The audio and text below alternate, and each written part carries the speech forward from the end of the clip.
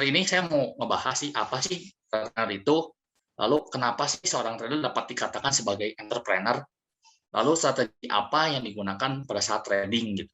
Mungkin 3 poin ini aja yang hari ini akan saya bahas. Yang pertama, entrepreneur secara terminologi, entrepreneur itu kan terdiri dari dua kata, yaitu adalah trader dan entrepreneur. Entrepreneur sendiri kan teman-teman mungkin sudah pada tahu, kalau entrepreneur adalah seorang yang menjalankan suatu usaha dengan melakukan inovasi dalam suatu produk, serta melakukan pengelolaan dan siap menanggung risiko dari usaha yang dikembangkannya. Itu. Ini adalah definisi singkat dari entrepreneur itu sendiri. Lalu bagaimana hubungan dan kaitannya dengan seorang trader? Nah, untuk entrepreneur sendiri itu ketika seorang mereka membuka usaha, itu kurang lebih rumusnya itu ada 4C yang harus dipertimbangkan, yaitu adalah company, perusahaannya itu sendiri, bagaimana dia akan melakukan manajemen terhadap perusahaannya. Lalu yang kedua itu customer, target pasarnya seperti apa, kemana dia akan tujukan produk dia gitu. Saya ambil contoh misalkan Indomie. Indomie itu kita ambil contohnya kalau Indomie itu berarti kan target pasarnya adalah untuk masyarakat menengah ke bawah gitu. Semua orang bisa mengkonsumsi Indomie seperti itu. Karena sifat yang mudah, dia juga mie instan gitu kan. Lalu selanjutnya itu ada change. Change itu sendiri artinya adalah perubahan di mana setiap seorang entrepreneur dia itu harus siap dengan adanya perubahan. Mau bicara perubahan teknologi, mau bicara perubahan politik, ekonomi. Misalkan sekarang kena COVID nih. Nah, entrepreneur itu harus siap ketika ada perubahan-perubahan kondisi dan keadaan yang seperti itu gitu. Dan yang terakhir adalah kompetitor. Kita akan mempertimbangkan kompetitor atau pengusaha-pengusaha lain yang memiliki barang yang sejenis seperti itu. Misalkan kalau kita ambil contoh Indomie tadi, ya mungkin teman-teman juga mungkin tahu ada logo-logo atau brand-brand lain seperti Mie Sedap, Supermie. Nah, kenapa banyak customer yang cenderung, dapat dikatakan cenderung, itu lebih identik dengan Indomie gitu.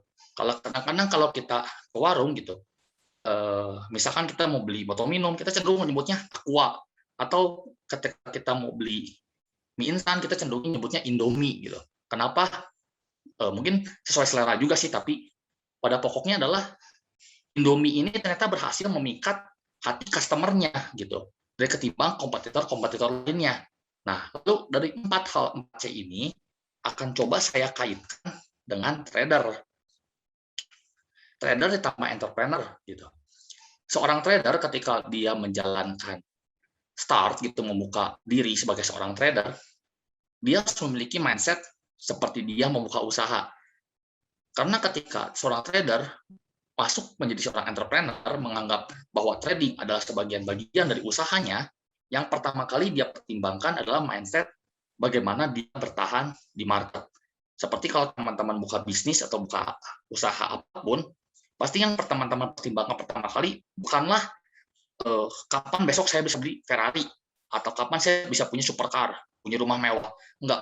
Pasti teman-teman pasti pertama pikir adalah gimana caranya supaya modal yang udah saya keluarkan minimal balik modal dulu aja, supaya usaha saya ini dapat dijalankan, dapat berjalan keesokan harinya, nggak terpatok untuk satu hari tutup gulung tikar, nggak seperti itu, gitu. Keunggulan ketika trader dia membuka usaha, yang pertama itu kita nggak memiliki kompetitor, gitu. Karena kenapa? Kalau kita trading di futures market, itu bukan persaingan antara trader dengan trader, tapi trader dengan liquidity provider, gitu. Kenapa bukan trader dengan trader? Berbeda halnya kalau teman-teman trading di market stocks. Trader ada yang untung dan ada yang beli gitu, ada yang rugi. Itu adalah supply and demand-nya cukup jelas. Sementara kalau trading di futures, teman-teman mau entry di berapapun, kerugian tekan teman-teman itu nggak akan pengaruh sama keuntungan teman-teman. Gitu. Karena kenapa? Karena profit maupun kerugian teman-teman itu semua ditanggung oleh liquidity provider. Gitu. Jadi kita tuh nggak punya kompetitor sebetulnya. Itulah keunggulan sebagai seorang trader. Lalu kita juga tidak dituntut untuk menciptakan produk baru. Cukup melakukan inovasi dengan gaya trading masing-masing. Maksudnya adalah kita nggak perlu menjual suatu barang atau jasa, atau mungkin kita harus beradaptasi. Misalkan gini, ketika kita misalkan jualan suatu, misalkan nasi goreng. Nasi goreng makin sekarang itu makin banyak varian. Ada yang dicampur pakai rendang, ada yang makan dicampur sama daging sate, ada yang dicampur kornet. Dan itu makin banyak banget variasi-variasi dari nasi goreng. Sementara seorang trader ketika dia terjun di market, dia nggak perlu memikirkan kondisi pasar, apa permintaan customer, dia nggak perlu pikirkan. Yang perlu dilakukan cukup belajar, tetap mengasah diri, entah itu dengan strategi baru, ilmu baru, ikut webinar, atau ikut seminar-seminar seputar trading, untuk menambah wawasan aja gitu. Karena kan kalau dapat dikatakan, misalkan saya menganut prinsip dari William Davidson. William Davidson itu, beliau itu ada di tahun 1800-an gitu. Itu udah cukup lama banget sampai sekarang. Jadi dapat dikatakan trader itu nggak akan mati oleh ketinggalan zaman. Apa yang dilakukan saat ini bisa dilakukan 10 tahun, 20 tahun ke depan gitu. Kecuali mungkin di kemudian hari marketnya bakal nambah. Seperti yang kita tahu kan sekarang kripto udah mulai nambah nih, udah mulai masuk. Lagi hype banget, mungkin hanya seperti itu aja. Tapi yang namanya gold atau forex itu selama negara masih berdiri dan belum terjadinya, maaf kata, kiamat gitu, kita tetap bisa trading aja gitu. Mungkin yang kita akan adaptasi adalah entah itu mendadak volatilitas market yang berubah, entah itu terjadinya strategi-strategi, itu lebih ke strategi kita sendiri sebetulnya, lebih ke ilmu kita sendiri dan seberapa jauh kita mengasah ilmu kita gitu. Lalu keunggulan lainnya, trading dapat dilakukan kapanpun dan dimanapun. Ini saya pernah dapat suatu pepatah atau kalimat bijak, itu di mana seorang trader itu dia mengeluarkan uang untuk membeli sebuah kebebasan. Sementara kalau kita membuka usaha, dapat dikatakan kita mengorbankan kebebasan demi uang gitu. Makanya trading ini adalah sesuatu memiliki privilege yang jauh lebih unggul ketimbang kalau kita membuka bisnis sebetulnya. Nah, oleh karena itu maka saya dapat katakan menjadi seorang trader itu adalah sebenarnya adalah tradepreneur itu sendiri. Itulah definisi dari tradepreneur. Gitu. Jadi trading is a business gitu. Nah, selanjutnya ketika saya udah memutuskan dan memiliki mindset, oke, saya ingin survive di market, saya nggak mungkin misalkan ketika saya mau mulai sesuatu, misal kata saya buka bisnis, jual cabai misalkan. Saya jual cabai nggak mungkin tiba-tiba saya start ready dengan modal 10M, saya beli 10 ton cabai. Karena saya lihat teman saya sukses, nggak mungkin seperti itu. Sama halnya juga dengan trading, saya akan membuka bisnis itu step by step. Gitu. Kerugian pasti terjadi, margin call saya pernah terjadi juga, yang namanya loss itu udah makanan sehari-hari. Tapi itu adalah sebuah cost operasional gitu. Karena ketika teman-teman buka bisnis sekalipun, teman-teman minimal itu modal kuota, modal internet, harus bikin COD dengan klien, atau misalkan harus mengurus izin sebagainya, itu semua adalah biaya. Di mana itu sama halnya dengan trading, ketika kita loss, ketika kita entah sampai margin call sekalipun, ilmu apa yang didapat dari kerugian tersebut? Analisa kita yang salah, entah kita yang sedang dalam kondisi tidak fit, itu udah sebuah pelajaran dan itu adalah sebuah cost operasional dalam trading gitu. Jadi kalau trading ngalamin loss atau sampai margin call, mungkin menurut saya nggak perlu sakit hati selama teman-teman tahu bagaimana teman-teman nge-build up sebuah usaha gitu. Karena konsepnya ketika buka usaha sekalipun, kita modal dari kecil dulu. Modal dari kecil gitu, dengan modal seadanya, lalu misalkan tiba-tiba bisa dapat investor di kemudian hari, maka usaha kita kan mengembang semakin besar. Hal serupa pun dapat diterapkan ketika kita melakukan trading sebetulnya. Nah, lalu di sini saya akan membagikan strategi saya ketika saya trading, tapi ini saya harap cuma sebagai second insight aja, nggak perlu teman-teman, maksudnya karena ngelihat saya tuh sudah gitu ngikutin, itu nggak perlu. Kalau teman-teman udah punya strategi yang terpuji, mungkin alangkah lebih baiknya teman-teman ya tetap stay dengan strategi teman-teman gitu. Karena kalau pengalaman saya, ketika kita mempunyai suatu strategi dan strategi kita nggak jalan, biasanya kebanyakan trader yang newbie itu mereka bakal ngolah lagi strategi ulang gitu. Dan ketika strategi tersebut diulang dari nol lagi, berarti cost yang selama ini dia keluarkan untuk sebuah strategi itu udah hangus gitu. Jadi ada bagusnya adalah teman-teman mungkin bisa menginovasikan strategi yang saya gunakan, atau maksudnya jadi mengkombinasikannya aja lah nyamannya teman-teman seperti apa gitu. Jadi saya nggak bermaksud untuk mengajak teman-teman kalau cari entry itu seperti saya gitu, enggak. Nah, pertama itu saya ini menggunakan konsep XAB dan XAY sebetulnya. Jadi ketika harga bergerak, membuat pergerakan harga, itu biasanya kan harga itu dia nggak lurus rata naik ke atas. Dia pasti bikin gelombang-gelombang gitu. Itulah ketika dia pullback seperti ini, itulah yang dikatakan XAB sebetulnya. Ataupun ketika dia dalam posisi bearish misalkan, berarti dia XAB-nya ngadepnya ke atas gitu. Ini kadang-kadang kalau waktu saya belajar sih disebutnya kepala cangkul sebetulnya. Dan ini adalah indikasi untuk saya melakukan entry. Sesederhana itu. Dan bagaimana saya melakukan penarikan XAB ini itu cukup dengan memadukan candlestick pattern dengan Fibonacci sebetulnya. Nanti saya akan kasih contoh dari chart. Nah, lalu selanjutnya adalah ini adalah XAY. XAB yang tadi itu diukur kepala cangkulnya untuk mendapatkan nilai XAY ini gitu. Dan ini semua saya selalu mengukur dengan Fibonacci sebenarnya. Kenapa? Karena saya senang banget dengan Fibonacci. Alasan yang pertama adalah di mana target profit itu benar-benar terukur. Harga bakal hentak sejauh apa itu lebih kelihatan ketimbang kalau saya cuma mengandalkan target saya adalah kasih support resisten gitu seperti itu. Dan terkadang kalau sudah menggunakan XAB dan XAY ini, biasanya harga itu dia bakal berbalik arah dan juga drop gitu. Misalkan ketika saya ambil bullish, XAY ini kena, biasanya dia drop gitu. Dan ini pun semua diukur dengan Fibonacci sebetulnya. Ini saya langsung kasih contohnya aja. Di sini ada XAUUSD. Ini saya hapus dulu.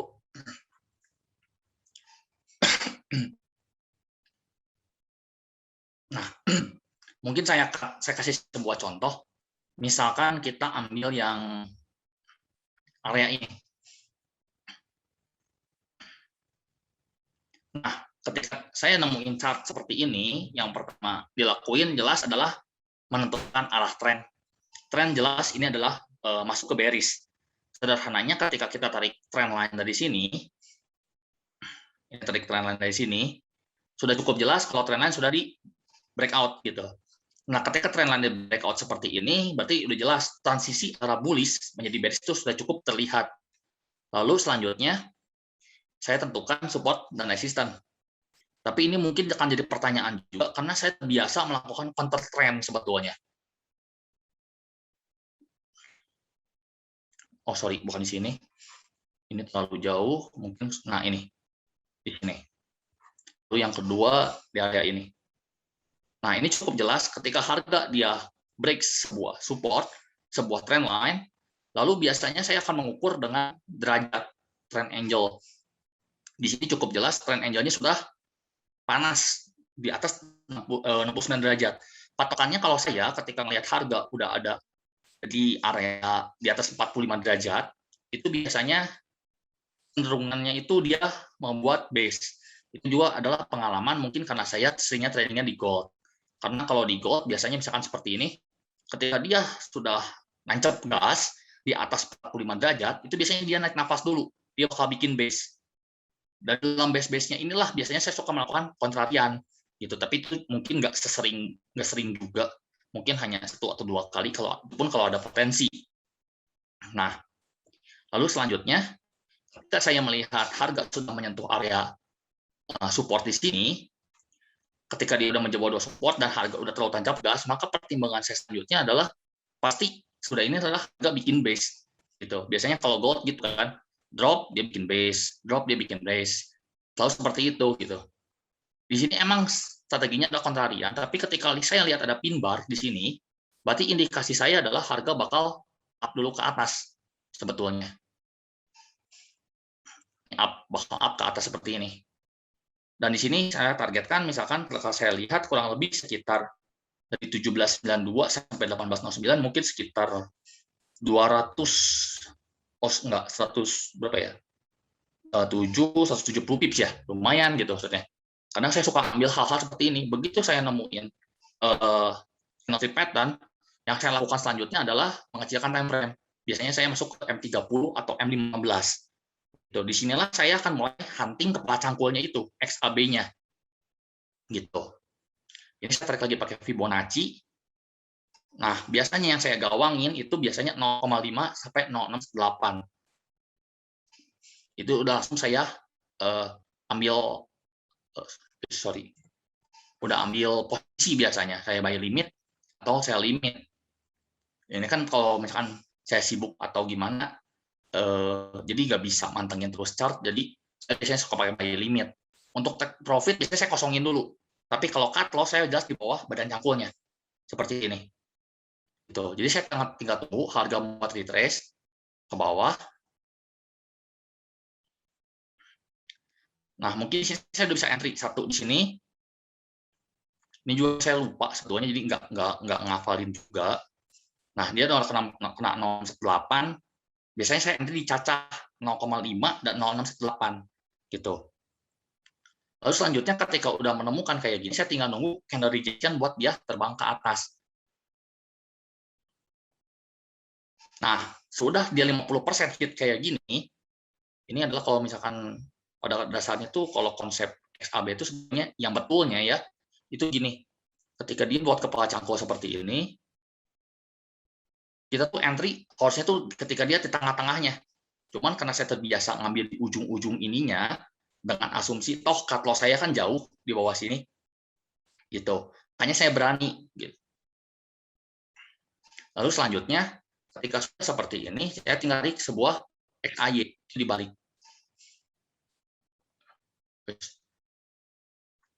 Itu dibalik seperti ini. Take profit pertama saya akan ambil 1.800, mungkin di area sini. Lalu take profit kedua saya akan ambil di 224. Nah, tapi untuk melakukan strategi ini juga saya punya aturan-aturan main lain, yaitu adalah saya punya take profit minimum. Take profit minimum saya untuk gold itu sekitar 50 sampai 60 pips. Jadi ketika udah menyentuh 50-60 pips, saya langsung set break even. Gitu. Karena saya punya prinsip don't let the profit run into losses. Gitu. Itu prinsip nomor 4-nya William Dafoe. Jangan pernah membiarkan profit Anda berubah menjadi lose gitu. Atau misalkan saya bisa lihat 1:1, misalkan kalau ini 72 pip, maka saya set PEP itu ketika harga udah menyentuh 70 pip. Itulah kenapa saya selalu pakai satuan pip sebetulnya daripada percentage ketika saya trading. Lalu harga masih dikocok-kocok, ini biarin aja, selama menyentuh stop loss itu nggak masalah. Dan harga hit profit, lalu dia drop. Tuh, bisa kelihatan? Di sini dia drop. Gitu. Jadi emang kalau gold, emang saya sering kali pakai strategi ini untuk mengambil titik entry. Sesederhana itu. Gitu. Dengan mengkombinasikan candlestick pattern, mengkombinasikan dengan kepala cangkul di time frame kecil. Itu pun bisa dilakukan sebetulnya. Lalu kalau misalkan untuk mengambil dari time frame yang besar, kita coba yang bearish dulu. Yang bearish pun hampir sama. Jadi ketika ini saya potong lagi,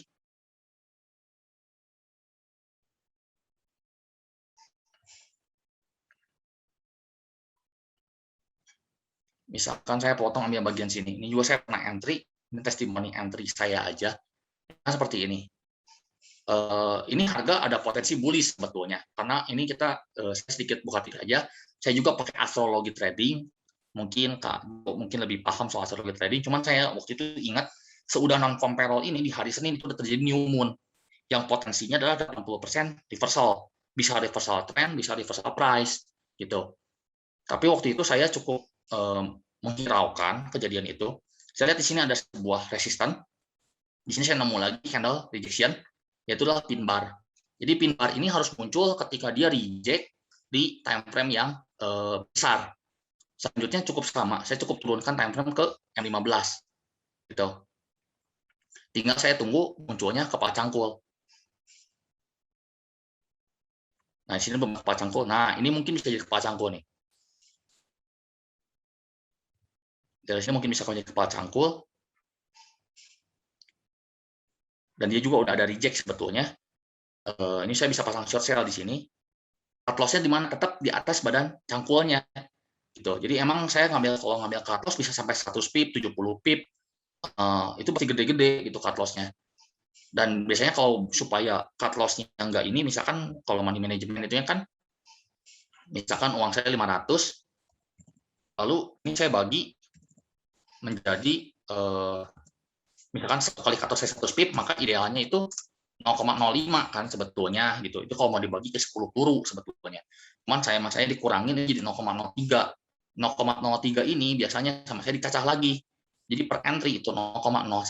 Biasanya saya ngegawangin, ini kan kalau malam gitu mau tidur apa gimana, saya biasanya pasang limit, itu saya entry di 0,5, 0,618, sama 0,786. Seperti itu.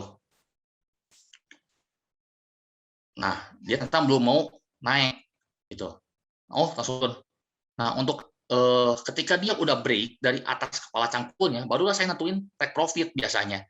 Karena saya butuh XAY.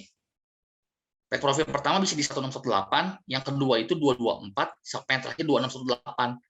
Cuman kalau Master Gema selalu ngajarin, kalau gold itu peka sama 2, 1618 dan 224 gitu. Ya kalau hoki dapat 2618, cuman kan itu jarang-jarang, jadi nggak boleh terlalu rakus juga gitu, aturannya seperti itu. Nah, mana kalau misalkan ketemunya adalah kepala cangkul di time frame besar? Itu yang akan jadi pertanyaan. Karena kepala cangkul semakin dia ada di time frame yang besar, itu dia hentakannya itu bakal jauh, bakal semakin serem lah gitu istilahnya. Nah, ini yang terakhir ya. Nah, misalkan saya pakai ambil chart yang terbaru aja. Misalkan ini waktu awal itu saya ngelihat di sini ada HBW. Sebetulnya ada HBW di sini. Lebih seperti ini. Ini ada sini loading wedge. Awalnya tuh saya analisa ketika nanti dia full moon di tanggal 20 Oktober dia tuh bakal break bawah. Awalnya tuh saya analisa tuh di situ. Setupnya waktu itu udah kelihatan cukup bagus sebetulnya. Nah, seperti ini. Ketika dia membuat high, di sini kan dia bikin lower high sebetulnya. Nah, di situ saya ada pertimbangan saya adalah mungkin dia bakal break di hari ini gitu, tanggal 20. Nah, bakal break sekarang gitu si ABW itu. Apalagi kalau kita lihat di sini kan ada area resisten seperti ini. Terus udah gitu dia di sini juga ada sebuah support. Kita di sini deh. Ini support. Saya lebih bawah dikit sampai sini, nggak apa-apa. Tapi di sini saya waktu itu melihat di sini kayaknya ada potensi kepala cangkul yang besar sebetulnya. Nah, tapi di sini sedang pertimbangan saya adalah kenapa 618-nya belum di-hit. Gitu. Karena gini, kalau ketika kita ngambil kepala cangkul, kalau misalkan dia terlalu panjang, di sini kan kita 1801, ini hampir 200 pip gitu. Nggak mungkin saya cut loss di sini. Makanya yang harus saya tunggu adalah terjadinya rejection yang cukup kuat itu di harmonic pattern-nya. Di harmonic support resistance-nya, sorry, di Fibonacci-nya. Itu saya tunggu. Nah, ini udah kena 0618. 0618 udah kena, dia bikin bar. Di sini juga ada klasik resisten. Maka waktu itu saya menganalisanya,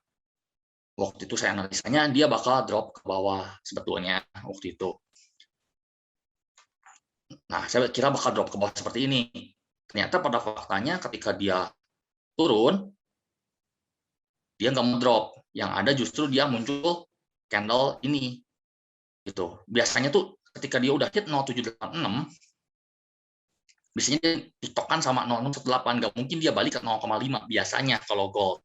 Gitu. Jadi ini emang benar-benar karena saya senang sama gold dan emang udah sengukur-ngukur juga dengan Fibonacci, jadi emang udah hafal karakternya gitu.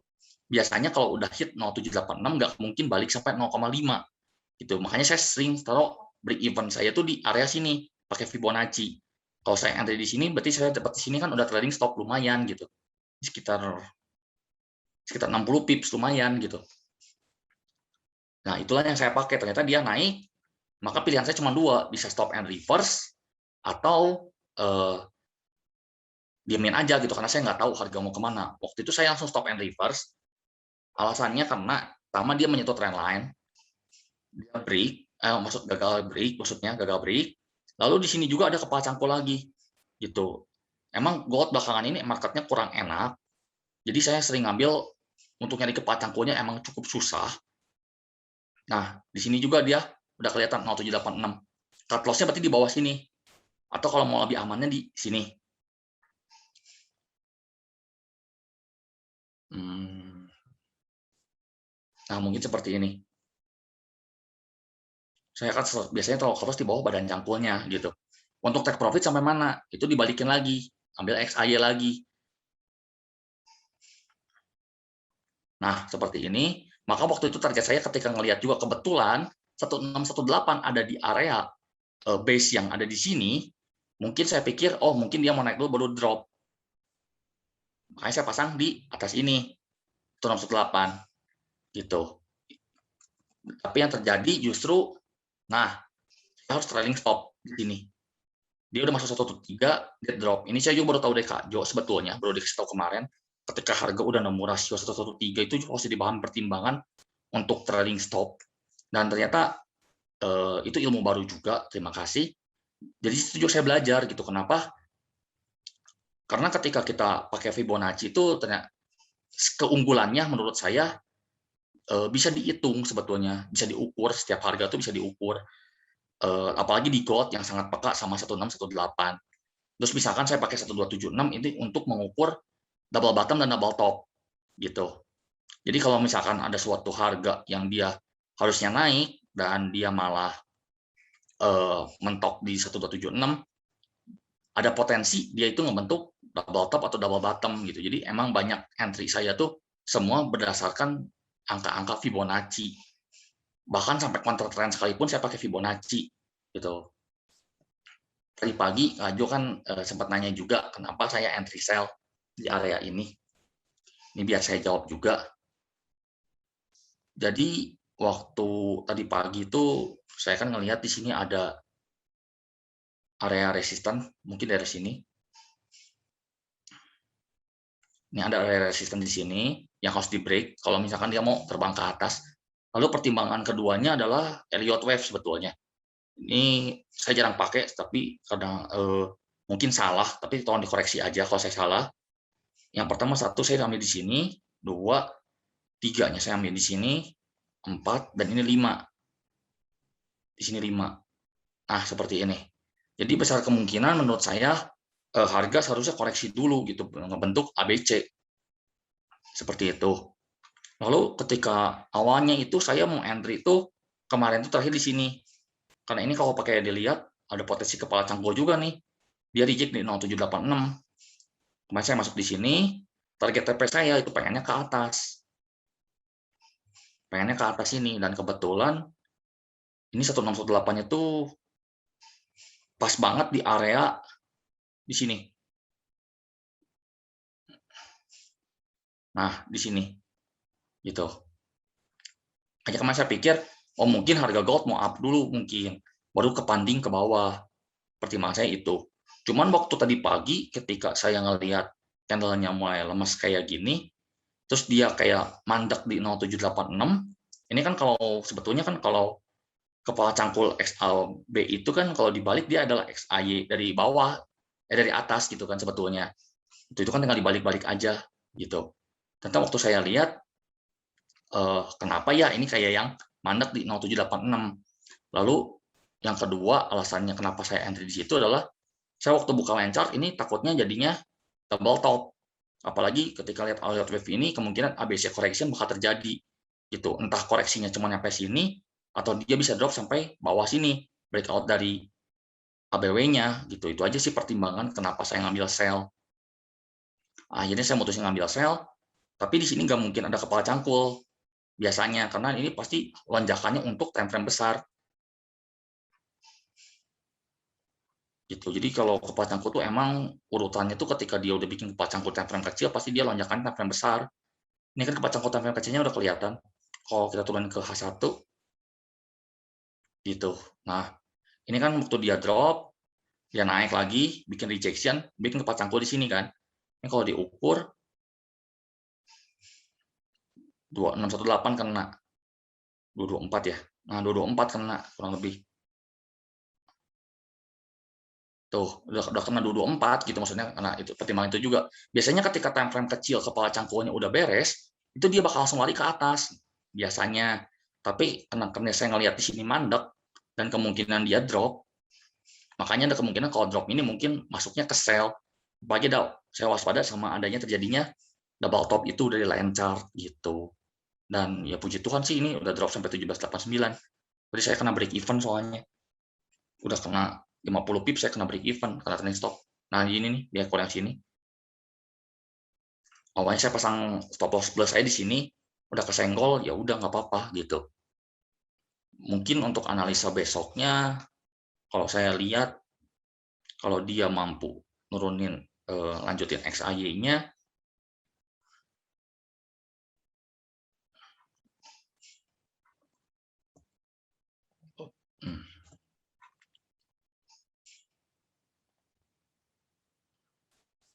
ya mungkin target ke bawahnya dulu untuk sementara ya di sini. Ini juga itu pun kalau dia mampu break dari 1783 gitu. Kalau mampu dia break dari 1783 tembus ke bawah, dia kemungkinan ke 1118 di sini 1766.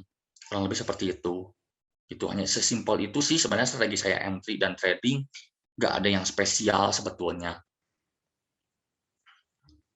Cara tarik Fibo-nya gimana, Kak? Oke, tarik Fibo-nya itu dari swing high ke swing low. Tergantung teman-teman mau ngukurnya kemana dulu nih.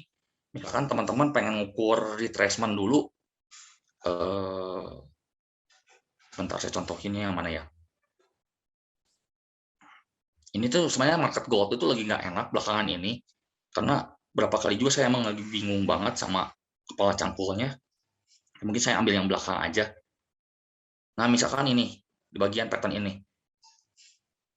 Ini ketika dia bikin pattern di H4, dia bakal dites sejauh mana. Kalau teman-teman mau nyuli start nih, misalkan. Kalau saya misalkan nyuli start kayak gini, nemu ada pattern, mungkin ketika dia udah mulai kocok-kocok di sini, itu bisa saya ngegawangin 0786. Jadi dari swing low sini, tarik ke swing high, udah gitu saya tarik pasang buy limit di 0786. Itu saya tinggalin gitu. Untuk cut loss-nya saya pasang di bawah 0786 pasti saya buy limit. Cut loss-nya saya di bawah badan cangkulnya di sebelah sini. Gitu. Seperti itu aja. Dan ini kan kalau kita lihat ini pattern-nya kayak flag. Ini ada flag kayak gini. Mirip kayak flag atau mungkin ABW ya. Nah, seperti ini gitu biasanya. Dia nggak mungkin jebol lagi ke bawah sini. Karena cukup jelas ini batangnya, gitu tiang cangkulnya. Gitu. Dan ini kalau diukur kena nggak 118. Nah, untuk mengukur untuk PP-nya, kalau yang bullish itu dari swing high ke swing low. Tuh, ini 168 kena lagi. Gitu. Seperti itu sih, kurang lebih. Tinggal ukurnya, kalau mau cari retracement, ya berarti dari si ujung tiangnya. Itu ujung badan cangkulnya, tarik. Itu untuk ukur retrace gitu. Kalau sementara untuk, jadi ini saya tandain aja deh. Ini X, di sini A.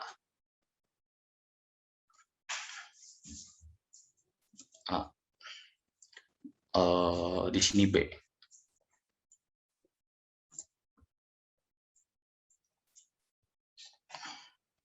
Nah, ini misalkan untuk mengukur retrace-nya gitu ya. Dari bawah sini, tarik ke atas. Nah, seperti ini. Gitu. Ini untuk mengukur XAB. Sementara kalau untuk mengukur XAY, itu untuk target profit, itu teman-teman tinggal dibalik aja dari swing high-nya ke swing low-nya. Gitu. Nah, 1618 kena. Pas banget 1618. Begitu udah kena, dia langsung drop. Gitu. Makanya saya kalau di gold, ini cuma berlaku di gold ya, saya nggak tahu kalau pair lain. Karena 90% tradingan saya itu saya cuma di pair gold gitu. Saya nggak pernah masuk pair lain, belajar Nasdaq juga nggak ngerti-ngerti. Jadi saya emang cuma ngandelin satu pair doang. Jadi kalau goldnya lagi mandek, ya portfolio saya udah kebaca gitu, pasti loss gitu. Atau misalkan ini, kadang-kadang saya kalau lagi non-farm parallel juga suka nekat sih. Misalkan tren lagi bullish nih, ini tren lagi bullish, harga ada di atas, jelas banget ini harga ada di atas supportnya, dia baru nembus si supportnya ini, resistannya terus jadi support kan, gitu. Ketika dia lagi dikocok-kocok ini, biasanya saya ngukur XAB dari sini, menjalankan pemperol tuh 0786 saya ambil di sini, buy limit. Jadi saya nyuri start biasanya, nyuri start H-1 atau dari pagi. Jadi ketika non farm payroll terjadi, saya udah nggak punya resiko untuk ngelakuin entry lagi gitu. Biasanya udah saya set break even gitu. Ini kan kalau diukur lagi pakai Fibonacci kena nggak? 618 kena dia. Tuh, 618 kena. Cuman karena di sini ada klasik resisten juga, mungkin itu menyebabkan harga kehambat aja sih, nggak karena 224 gitu. Jadi biasanya emang patokan saya untuk entry ya itu 108 aja untuk take profit gitu, seperti itu. Itu udah berapa kali kok saya waktu itu non farm payroll nyuri start dari awal tuh. Nah, misalkan ini V-shape, ini jelas banget V-shape itu begitu dia candle bullish langsung dibalas sekali lagi. Ini udah jelas banget ada potensi dia buat down. Ini juga kan non farm payroll kemarin. Nah, saya bisa nunggu dulu muncul candlestick pattern-nya seperti apa. Ini candlestick pattern-nya jelas muncul, dia ngebobol ini engulfing gede banget. Udah gitu selanjutnya ya saya tinggal nunggu dia bikin ke atas curug. Ini kena nggak 0,5? Enggak ya. Atau misalkan saya bisa pakai buy stop gitu. Sell stop udah gitu saya taruh di bawah sini. Gitu karena pilihan kepacangku tuh ada dua buat entry itu. Untuk amannya entry itu ada dua. Pertama, ketika dia ada kepala cangkul seperti ini, teman-teman boleh entry ketika dia udah lewat setengah dari kepala cangkulnya, atau bisa entry di atas kepala cangkulnya di sini, gitu. Kalau nggak kebagian, ini untuk orang FOMO-nya lah, gitu. Untuk cut loss-nya di mana? Kalau misalkan teman-teman entry-nya di sini, saya biasa taruh cut loss di bawah sini. Kalau sempat kalau nggak terlalu gede, tapi kalau kegedean ya boleh saya geser cut loss ke bawah sini, seperti itu. Gitu. Dan keunggulan lainnya sih kalau saya perhatiin ketika pakai teori ini jarang banget kena whipsaw sebetulnya. Jadi begitu udah kena misalkan saya salah analisa kepala cangkul gitu ya. Salah analisa kepala cangkul itu biasanya ketika kalau udah salah analisa itu biasanya saya bisa stop and reverse. Misalkan kejadian ketika non payroll di sini. Ini tuh saya sempat ketipu juga waktu itu.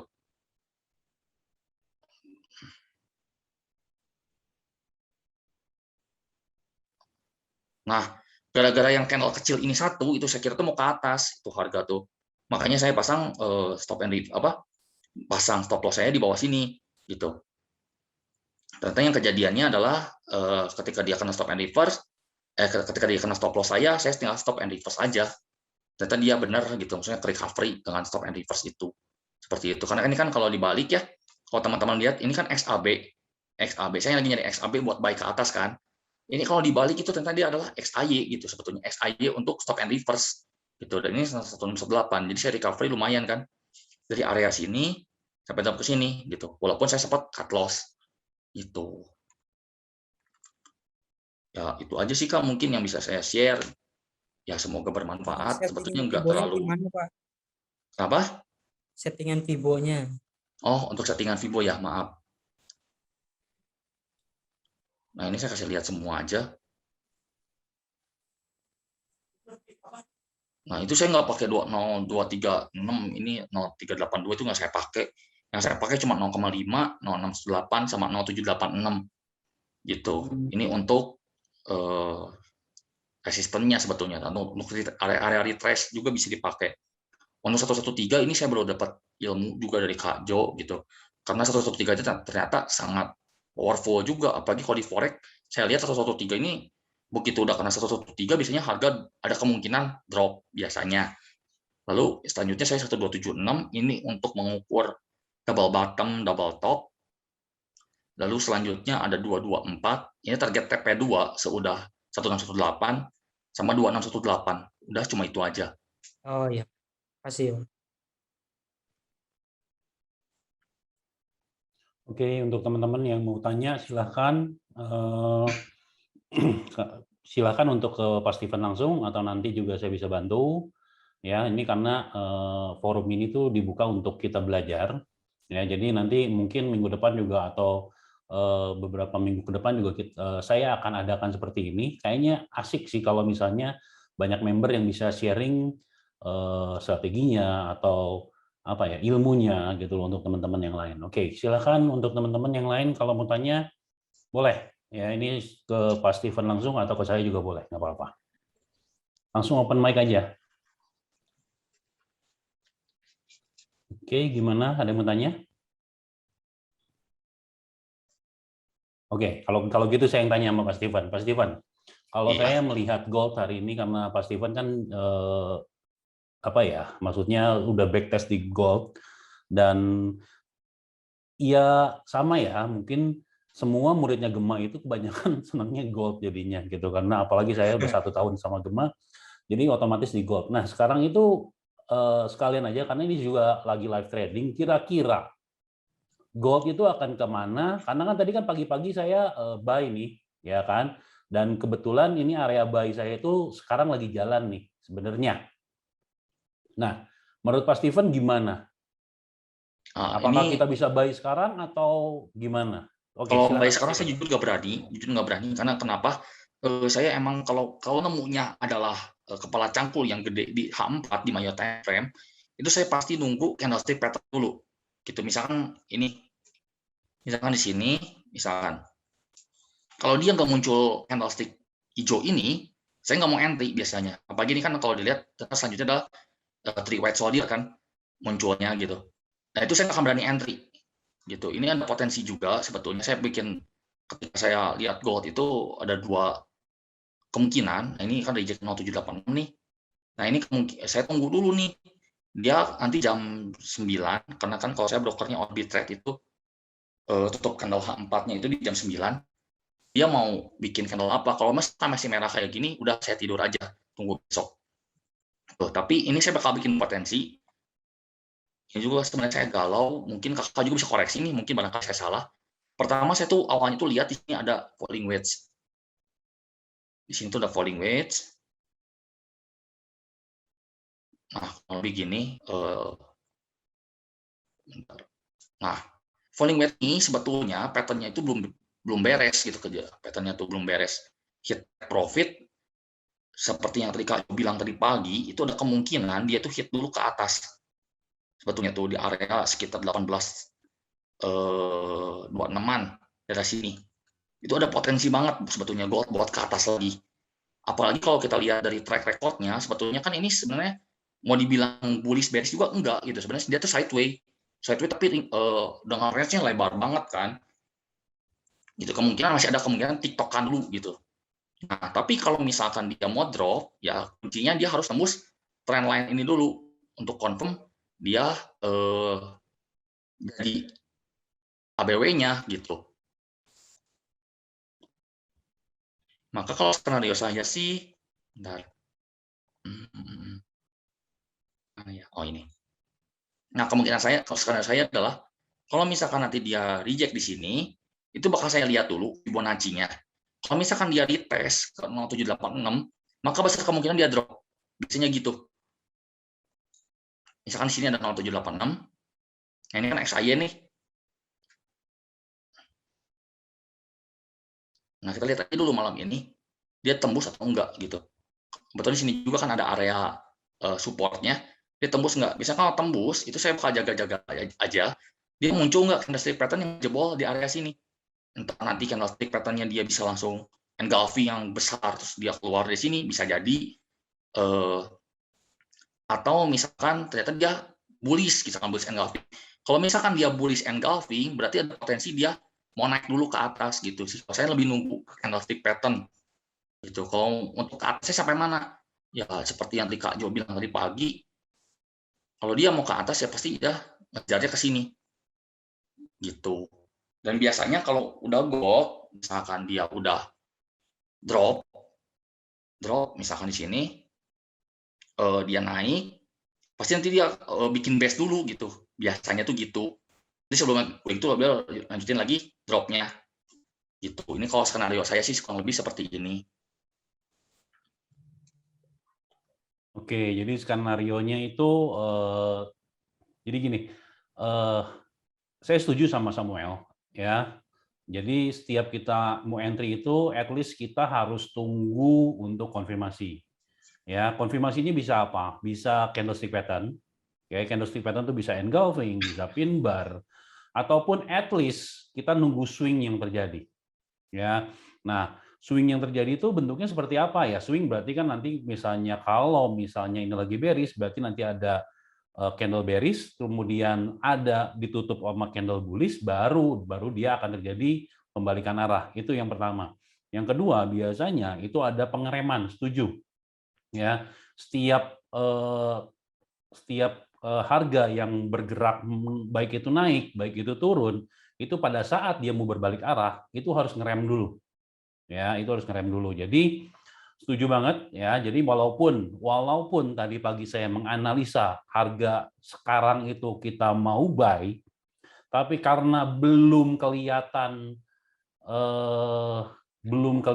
adanya sebuah, let's say misalnya kita nggak bisa kelihatan adanya sebuah koreksi di area sini ya, dan kita lihat juga candle-nya bearish-nya sungguh besar di sini, jadi kita jangan berani masuk dulu sebenarnya gitu loh. Walaupun kita lihat di time frame yang lebih kecil sekalipun. Kalau kita lihatnya sekarang di time frame H4, berarti kita harus tunggu di time frame H4 harganya akan ngerem di area mana. Ya, benar. Jadi harus tunggu misalnya kalau misalnya ada bearish candle seperti ini ya, at least ada candle hijau yang seperti ini yang membuat kita oke, saya percaya kalau harga akan kembali, akan berbalik ya. Dan yang seperti tadi pagi saya ngomong, kalau misalnya udah tembus area sini pun belum tentu berarti kalau harga akan berubah jadi bearish, karena ingat ada trough yang ada di sini, ada low yang ada di sini belum sempat ditembus. Ya, jadi kalau memang udah tembus area sini berarti memang mungkin harga akan berbalik menjadi bearish. Ya, dan saya setuju sama Samuel juga, memang ada harga 1830 dan 1900-an yang nanti sebenarnya akan coba dikejar ya. Oke, ini ada pertanyaan dari Pak Fatur Rahman. Silakan Pak Samuel nanti jawab ya. Ini bertanya Pak, cara pakai Fibo internal sama eksternal gimana? Oh, Fibo internal dan eksternal. Sebentar. Ini jujur ya, maksudnya gini loh. Ini saya jujur aja ya. Boleh dibantu nggak untuk istilahnya? Oke, kalau gitu saya bantu ya. Ya, Fibo itu sebenarnya ada Fibo internal dan Fibo eksternal. Dan juga kalau kita lihat di trading view, ya, kalau kita lihat di trading view itu sebenarnya ada Fibo yang disebutnya Fibo retracement dan Fibo extension. Jadi ada 4 istilah dalam dunia Fibo. Ya, itu ada 2 di atas tuh, Fibo di scroll ke atas, Pak. Ya, ada retracement, ada extension. Ya, dan satu lagi ada Fibo internal dan Fibo eksternal. Oke, kita ngomongin dulu yang Fibo internal sama eksternal. Fibo internal itu Fibo yang di bawah 100% atau di bawah 1. Jadi kalau misalnya boleh dibuka, Pak Samuel, boleh bantu saya. Tarik Fibo dari mana aja bebas. Angka-angkanya itu mirip XAB yang baru saya jelasin ya? Iya. Itu internal ya namanya ya. Misalkan gini, ini kan pacangko juga sebetulnya. Tuh. Nah, itu ada angka 1832 ya sampai 1781 itu Fibo internal. Jadi itu 0786, 618, 0,5, 382, 236 itu adalah Fibo internal. Sedangkan Fibo eksternal adalah Fibo yang di atas 1. Jadi XAY. Nah, jadi kalau kita ngomongin kepala cangkul dan badan cangkul, kepala cangkul itu pakainya Fibo internal. Ya, sedangkan untuk ngukur badan cangkul itu pakai Fibo eksternal atau XAY-nya dihitung pakai Fibo eksternal. Itu mulai dari 113, 126, 1618, 2618 dan selanjutnya. Itu Fibo eksternal. Jadi pakainya itu kalau misalnya kita udah kenal istilah kepala cangkul, badan cangkul atau XAB atau XAY ya. Jadi kalau XAB itu bentuknya seperti ini XAB, atau kebalikannya, ini XAB. Kalau XAY seperti ini, ya, atau Seperti ini. Nah, untuk mengukur XAY, ini nggak mungkin kita pakai Fibo internal, karena Fibo internal pasti batasnya cuma sampai sini doang. Sisanya, nah ini biasanya 16, 18. Oke. Kalau Fibo internal, kalau di MT4 itu Fibo retracement ya. Semuanya ini dalam Fibo retracement, Pak.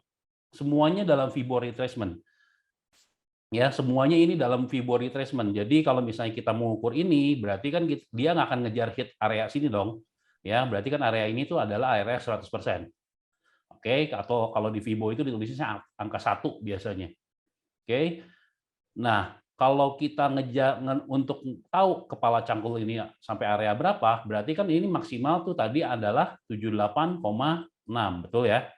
Nah, ini adalah Fibo internal. Ya, tapi kalau misalnya kita cari badan cangkul, ya berarti kita cari yang Fibo eksternal, itu di atas 1 atau di atas 100%.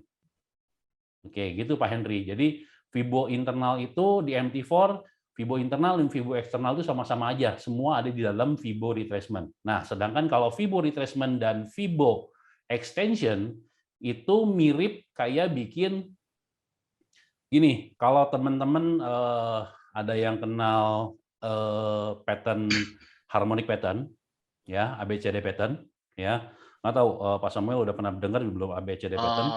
ABCD pattern tuh yang ini nih, ini ya. Ya, nah itu ABCD pattern itu pakai Fibo Ini nggak kena deh. extension. Ini nggak masuk ya kayak? Nggak, ini nggak masuk. Nggak masuk, ya. Cuman masuk. maksudnya kurang lebih seperti itu. Coba dipakein Fibo extension yang area tadi. Ini ya. Ya, area dari sini ke sini terus ke sini. Oke. Nah, lihat. Area 1 itu merupakan area target area dari ABCD pattern. Jadi, kalau Fibo retracement itu cuma pakai 2 titik. 1, 2, kita ketemu area sini, berapa. Oke, tapi kalau Fibo extension itu kita pakai 3 titik. 1, 2, 3. Jadi kita cari kepala cangkulnya untuk nentuin badan cangkulnya sekarang berapa. Gitu. Jadi ini penggunaan Fibo extension ya. Nah, Fibo extension nanti larinya sampai berapa, terus ininya ada di berapa, itu sebenarnya harus belajar lebih banyak lagi atau lebih banyak baca buku lagi sih sebenarnya gitu loh, karena banyak sekali cara-cara yang bisa dipakai untuk nentuin Fibo gitu. Oke. Good question Pak Fatur, good question Pak Henry. Thank you. Oke, ada pertanyaan lagi? Ya. Oke, hari ini sorry kita nggak ada live trading mungkin karena sekarang udah jam 9 ya, tapi kalau misalnya kita lihat dari XAU ya sama aja. Mungkin seperti yang tadi pagi saya analisa ya. Kita melihat pembalikan arahnya dulu ya, pembalikan arahnya belum kelihatan ya. H4 itu kan tutup di jam 9 kalau yang tergantung dari brokernya teman-teman ya. Kalau di Tigerwit itu saya lihat tadi udah tutup candle sih, cuman masih belum ada konfirmasi apa-apa ya, masih belum ada konfirmasi apa-apa, jadi belum bisa entry juga. Nah untuk Orbitrade, kalau misalnya yang pakai Orbitrade juga tinggal dilihat tutup candle-nya gimana. Kalau misalnya tutup candle-nya memang sudah bikin rejection, silakan entry gitu loh, silakan entry. Karena pada dasarnya emang XAU, GU itu masih bullish. Ya, XAU, GU ini masih bullish. Oke. Gitu. Jadi oke. Saya ambil alih lagi ya share screen-nya. Oke. Oke, saya akan lanjutkan langsung ke sini. Oke. Silakan kalau misalnya ada yang mau tanya langsung sama Pak Samuel, silakan. Thank you banget Pak Samuel, ilmunya oke banget. Ilmunya walaupun dibilang simple, tapi nggak simpel-simpel amat sih ya. Oke. Nah, tadi pagi itu saya bilang di area sini kita akan buy, oke. Tapi sama kayak di TradingView tadi kita lihat ya. candle-nya itu masih bentuknya itu masih, ini ada pertanyaan lagi nih Pak Samuel. Broker Tigerwit proses depo dan WD-nya cepat tidak Pak? Selama yang saya cobain cepat sih, ya deponya juga nggak terlalu susah. Cuman kalau untuk apa ya, ini kan saya kan sebenarnya nggak ikutan di dalam Tigerwit-nya Pak. Jadi untuk depo dan WD mungkin nanti bisa langsung ditanyakan ke Bu Bunga ya. Itu ada di grupnya kita juga ada Bu Bunga, ada juga di grupnya Tigerwit gitu loh. Tapi kalau untuk proses depo dan WD kemarin cepat sih. Saya nyobain udah cepat. Makanya oke lah gitu loh ya. Oke, gitu Pak Joni mungkin. Oke, nah kita lihat tadi di sini saya bilang di sini ada area buy, di sini juga ada area buy sebenarnya ya. Nah, sekarang kita lagi lihat nih. Sekarang candle-nya bentuknya begini. Pertanyaan saya, apakah kita berani buy ya pada saat candle-nya terlihat bearish engulf, bearish Marubozu seperti ini ya, long black candle seperti ini. Oke, memang bukan Marubozu ya karena ini ada wick-nya. Oke, tapi ada long black candle seperti ini. Pertanyaannya, apakah kita berani sell? Apakah kita berani buy atau kita mau sell? Nah, kan kencang lagi. Oke, coba kebayang kalau kita tadi buy di sini. Oke, udah kena SL tuh. Oke, nah ini kencang lagi. Kita lihat. Nah, sekarang pun kalau misalnya dilihat, ini USD pair-nya itu naik turun dan semua ada di angka 4. Sebenarnya kalau udah di angka 3 atau 4 itu cenderung dia menguat teman-teman. Oke, nah jadi alangkah baiknya karena ini walaupun ini masih bullish ya kita mau ada entryan buy. Oke, tadi juga saya sempat sell Pak Samuel kalau misalnya ini, tapi saya sell-nya tadi di time frame yang lebih kecil, tapi udah di TP-in tadi waktu pas di area sini. Ya, waktu kita live tadi, saya ngelihat sell itu di sini. Ya, tadi pagi saya nggak berani sell, malahan saya kebalik sama Pak Samuel. Saya tadi pagi nggak berani sell.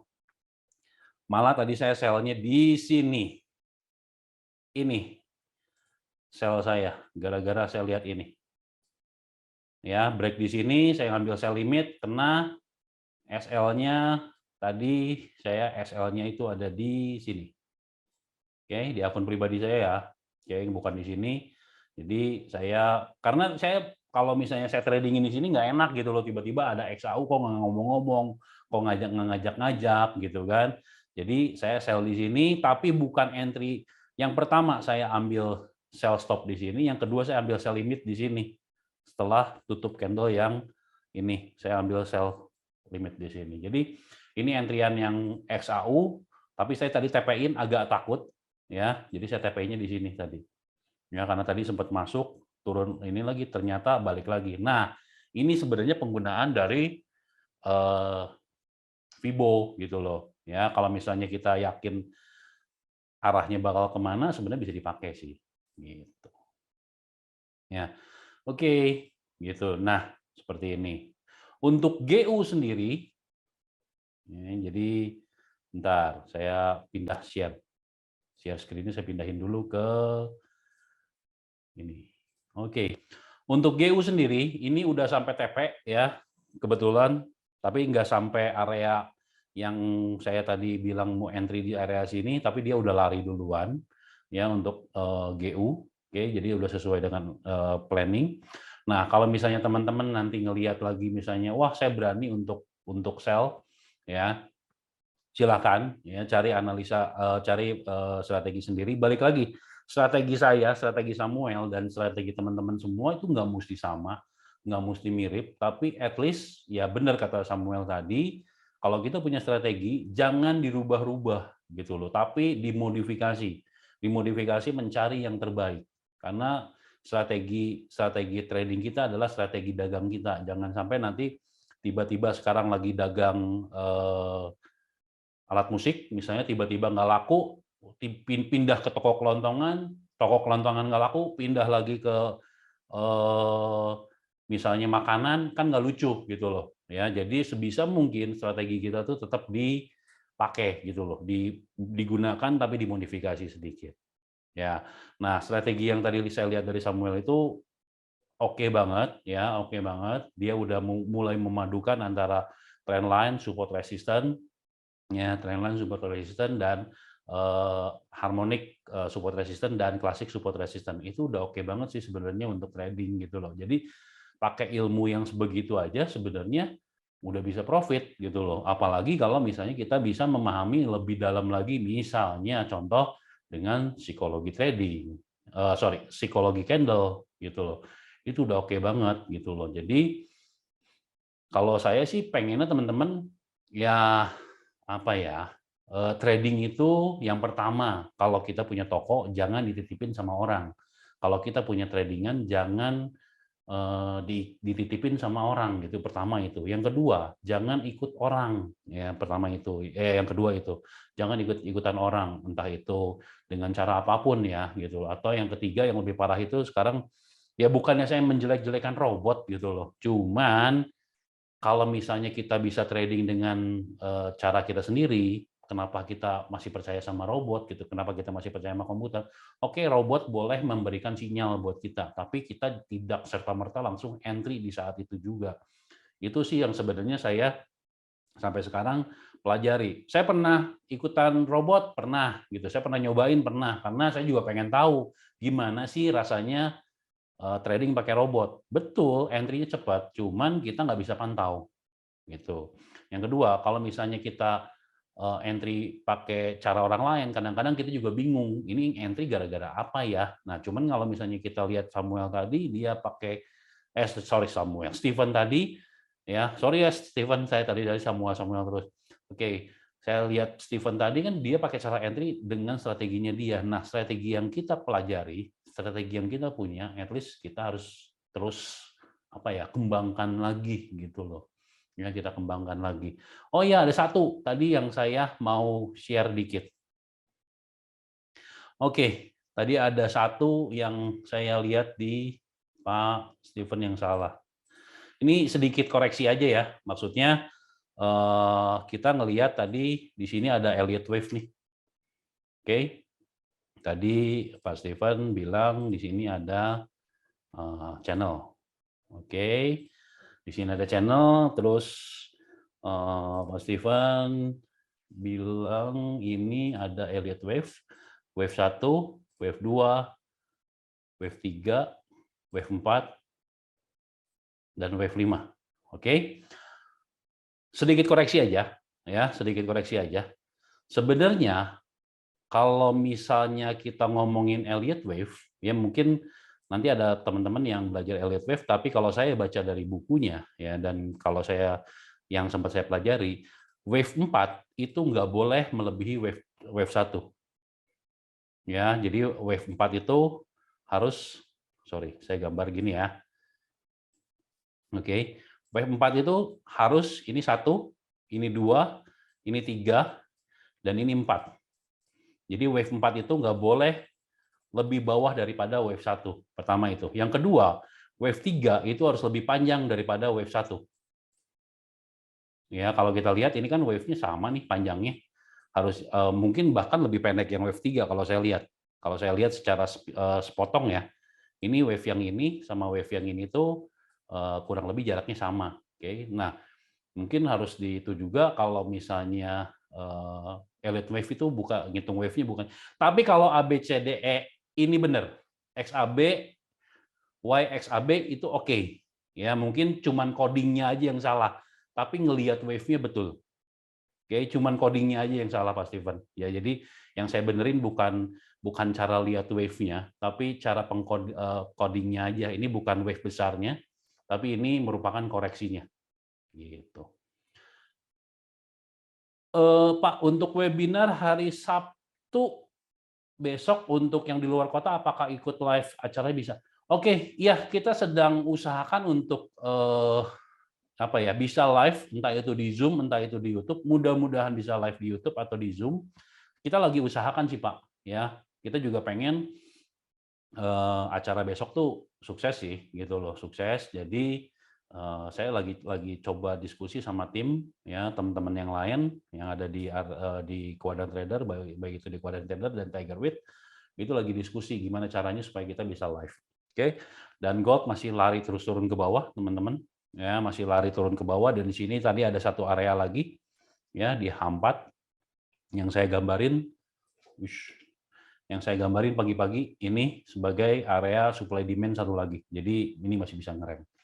Oke, masih ada pertanyaan lagi teman-teman? Ya, mumpung Pak Steven-nya ada di sini, thank you banget Pak Steven, udah bagi-bagi strategi, udah bagi-bagi ilmu. Kalau misalnya teman-teman ada yang mau ini, ya ada. Oke, mungkin 2 minggu ke depan kita akan dengar Pak Hasan, karena Pak Hasan katanya sama Bu Oci itu satu perguruan, satu ilmu katanya. Oh, tapi Pak Hasan lebih keren katanya. Ya kata Bu Oci, bukan kata saya. Saya juga belum ketemu Pak Hasan. Oke, mudah-mudahan Sabtu besok ketemu ya Pak Hasan ya. Saya mau ngobrol sih, mau ketemu sama semua member. Dan member-member di sini saya pengen banget ketemu ya. Pengen banget ketemu, pengen banget kopi darat lah gitu loh. Ketemu sama teman-teman. Wah, masih newbie ya. Pengen banget ketemu sama teman-teman. Tujuannya buat apa? Supaya saya juga pengen bisa berbagi ya. Saya juga punya pengalaman yang buruk di trading ini. Ya, di dunia trading ini kenapa saya bikin komunitas seperti ini? Karena pada saat dulu saya punya kejadian yang sangat buruk dengan dunia trading. Makanya saya mencoba bikin satu komunitas yang saya pengennya itu jangan sampai ada orang yang kayak saya lagi atau kayak Pak Gema lagi gitu loh. Yang pengen belajar trading tapi nggak ada tempat yang bagus, nggak ada tempat yang positif, nggak ada teman-teman yang saling backup. Akhirnya ujung-ujungnya sikut-sikutan gitu lah. Itu saya nggak mau sih sebenarnya gitu loh. Karena dunia trading ini pie-nya gede banget ya. Kalau kita ibaratkan ini kue tartnya gede banget. Yang trading di situ kecil, dikit banget. Ya, jadi kalau misalnya kita bisa bahu-membahu, bukan untuk ngalahin market ya, tapi untuk bisa membaca market, untuk kita bisa dapat profit lebih. Kenapa gitu? Kenapa nggak sama-sama yuk kita belajar gitu? Ya itu sih tujuan saya. Nggak kepingin, iya Pak, mau Pak, beneran mau ke Palembang, cuma aduh. Kemarin saya mau coba ke Jakarta aja, di swab berapa kali saya masuk perusahaan, Pak. Hidungnya sampai udah ini, Pak, udah kebal kayaknya saya kena swab gitu loh. Ya, pengen banget teman-teman ya. Ini ada di sini ada beberapa orang yang dari luar kota, saya pengen banget ketemu.